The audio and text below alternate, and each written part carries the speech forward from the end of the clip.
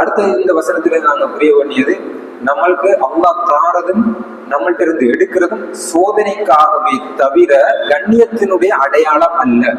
நம்மள்ட்ட பணம் வாரதும் நம்மள்ட்ட இருந்து பணம் போறதும், நம்ம படிச்சு உயர்ந்த அந்தஸ்துக்கு வாரதும் படிக்காம ஃபெயில் ஆகி போறதும், தொழில பெரிய அளவுக்கு போறதும் பிசினஸ்ல லொஸ்ட் ஆகிறதும், சமூகத்தில் அந்தஸ்து கிடைக்கிறதும் அந்தஸ்து இல்லாம ஆகிறதும் நாம நினைச்சிடக்கூடாது.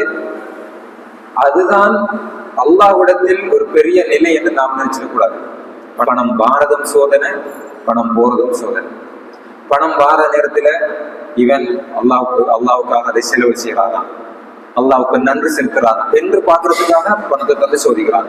பணத்தை எடுக்கிற நேரத்துல பொறுமையா இருக்கிறானா இல்லையான்னு பாக்குறதுக்காக அதுவும் சோதனை தான். அப்ப பொருளாதாரம் வாரதும் சோதனை, போறதும் சோதனை. பொறுமையா இருக்கிறானா, நன்றி செலுத்துறானா. நம்மள்ட்ட அந்தஸ்து வாரது சோதனை, அதை வச்சு இவன் சமூகத்துக்கு பிரயோசனமா இருக்கிறானா இல்லையான்னு பாக்குறது போறதும் சோதனை. இப்படி வாரதும் சோதனை, போறதும் சோதனை, உலகம் முழுக்க சோதனை தான்.